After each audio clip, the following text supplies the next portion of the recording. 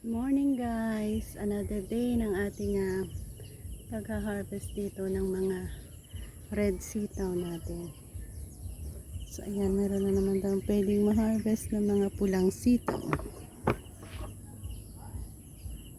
mga red beans, long red beans natin.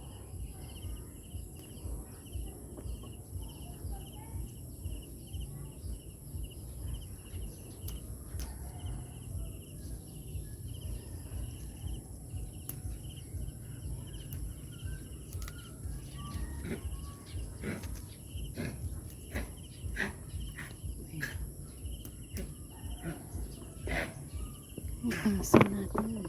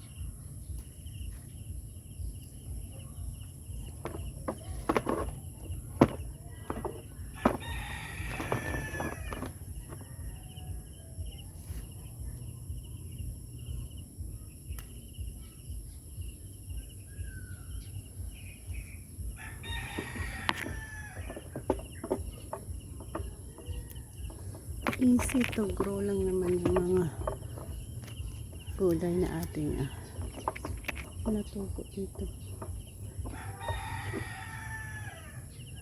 Ang ganda ng patola natin.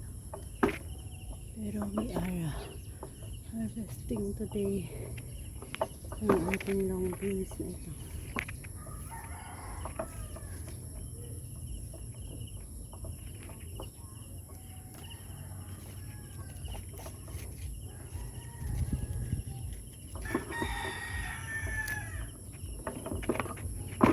Iba-iba ang ating panamin dito.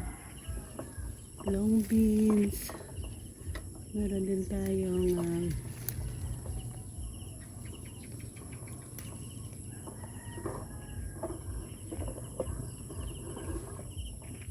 talong. Meron din pala tayong talong.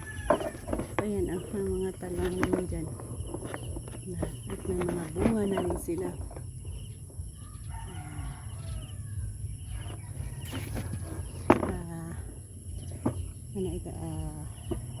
Alugbati, magandang alugbati din tayo.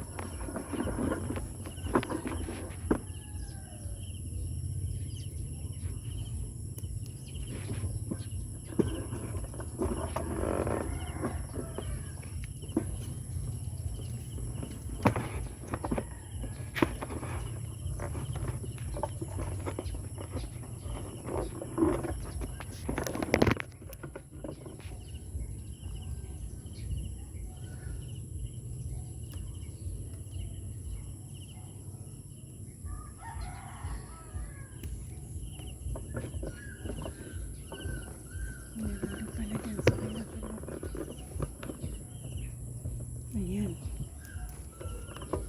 So meron din tayong patola. Maraming patola. Sitaw, alugbati. Yung mga garden na product natin dito ngayon.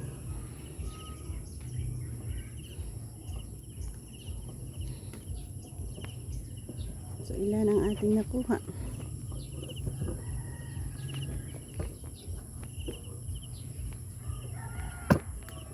Count natin kung ilan yung ibang nakuha natin. So yan ay mushroom natin yan dyan. Nilagyan natin yung net. So meron din yung 1, 2, 3, 4, 5, 6, 7, 8, 9, 10, 11, 12, 13, 14, 15, 16, 17, 18, 19, 20, 21, 22, 23, 24. So nagkaroon tayo ng 24. Kaya may nakuha tayong mushroom dito. Oh. Ito yung kabuting saging natin. So yan kasi yung may net na yan. Yan yung mushroom. Pinapatuho natin. Meron dito yung ligaw sa gilid. Oh. Yan.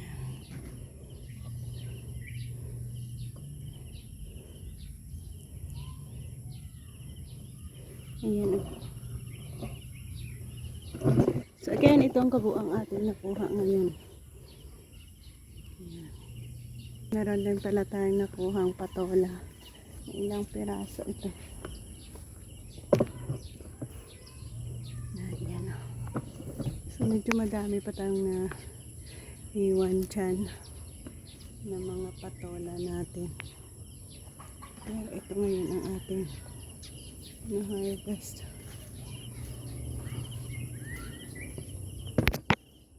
Ayan. So nagkaroon tayo ng long beans. Patola natin. Ang ganda ng size ng patola. Apat ang kinuha natin para sa patola. And then mushroom at long beans. So again, this is our garden harvest.